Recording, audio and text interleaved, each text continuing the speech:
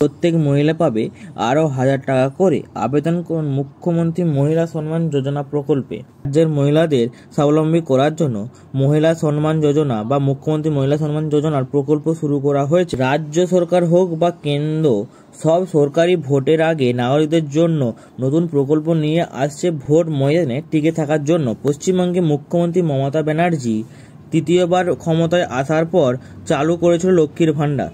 লক্ষ্মীর ভাণ্ডার প্রকল্প চালু হওয়ার পর থেকে ধীরে ধীরে এই প্রকল্প খুব জনপ্রিয় হয়েছে। এই প্রকল্পে পুরস্কারও পেয়েছেন অনেক। রাজ্য সরকারের এই লক্ষ্মীর ভাণ্ডার প্রকল্প জনপ্রিয় হওয়ার পর দেশের অনেক রাজ্য এই প্রকল্পের আদলে প্রকল্প তৈরি করেছিল মহিলাদের জন্য। দিল্লির আম আদমি পার্টি সরকারও লক্ষ্মীর ভাণ্ডার প্রকল্পে অনুপ্রাণিত করে মহিলাদের জন্য একটি প্রকল্প চালু করেছে, যে প্রকল্পের মাধ্যমে মহিলাদের প্রতি মাসে 1000 টাকা করে দেওয়া হবে। এই নতুন প্রকল্পের নাম রেখেছে মুখ্যমন্ত্রী মহিলা সম্মান যোজনা।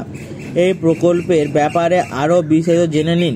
পশ্চিমবঙ্গ সরকারের লক্ষ্মীর ভাণ্ডার প্রকল্পের কথা সবাই জানে। চলতি বছরের বাজেটের পেশের দিন লক্ষ্মী ভাণ্ডারের ভাতা পরিমাণ বাড়ানোর কথা ঘোষণা করে পশ্চিমবঙ্গের অর্থমন্ত্রী।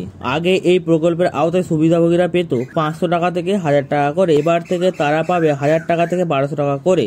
দিল্লি সরকার আম আদমি পার্টির পক্ষ থেকে সোমবার বাজেট পেশ করা হয়েছে। 76,000 কোটি টাকার বাজেট পেশ করা হয়েছে। তারা দিল্লিতে রাম রাজ্যের দৃষ্টিভঙ্গি দ্বারা অনুপ্রাণিত বলে দাবি করেছে। বনেত পেশের দিন মহিলা সম্মান যোজনার অধীনে থাকা সব মহিলাদের জন্য 1000 টাকা করে প্রত্যেক মাসে দেওয়া হবে বলে ঘোষণা করা হয়েছে। নারীদের ক্ষমতায়নের লক্ষ্যে মুখ্যমন্ত্রী অরবিন্দ কেজরিওয়াল এই পদক্ষেপকে বিশেষ সবচেয়ে বড় পদক্ষেপ বলে উল্লেখ করেছেন। মহিলা সম্মান যোজনার অধীনে 18 বছর বা তার বেশি বয়সী মহিলারা প্রতি মাসে 1000 টাকা করে পাবে। দিল্লি সরকার এই প্রকল্পের জন্য বরাদ্দ করেছে 2000 কোটি টাকা।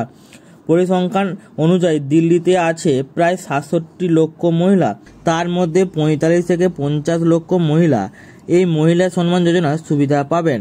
আয়কর প্রদানকারী এবং অন্য প্রকল্পের আওতায় থাকা মহিলারা, অন্য সরকারি বা বেসরকারি চাকরিজীবী মহিলারা এই মহিলা সম্মান যোজনার আওতায় আসতে পারবেন না। এই প্রকল্পের ঘোষণার সময় দিল্লি অর্থমন্ত্রী অতিশী বলেছেন যে সব মহিলারা এই প্রকল্পের যোগ্য। তাদের একটি ফর্ম পূরণ করতে হবে। এই ফর্মে উল্লেখ থাকবে স্বঘোষিত একটি বয়ান, যেখানে সুবিধাভোগী মহিলারা স্বীকার করবেন তিনি কোনো রকম সরকারি প্রকল্পের অংশীদার নন, তিনি একজন সরকারি কর্মচারী ও নন, এবং তার পাশাপাশি তিনি আয়কর প্রদানকারী নন। আর এই ফর্মের ভিত্তিতেই তার আধার কার্ড এবং ব্যাংক অ্যাকাউন্টে সব নথি খতিয়ে দেখা হবে। তারপরে সব ঠিকঠাক থাকলে মহিলা সম্মান যোজনার মাধ্যমে অ্যাকাউন্টে প্রতি মাসে টাকা দেওয়া হবে।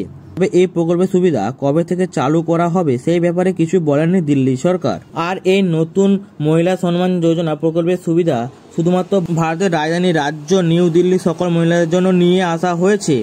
এটি কোনো নতুন প্রকল্প নয়, কিন্তু আগামী লোকসভা ভোটের আগে দিল্লি সরকারের তরফ থেকে এই প্রকল্প নিয়ে আসার মাধ্যমে নিজেদের ভোটের ময়দানে এগিয়ে নিয়ে যেতে চলেছে আম আদমি পার্টি, এমনটাই মনে করছে অনেকে। তো বন্ধুরা, এই ছিল আজকে আমার ভিডিও। আমার ভিডিও ভালো লাগে তাহলে চ্যানেলটিকে অবশ্যই সাবস্ক্রাইব করে দেবেন।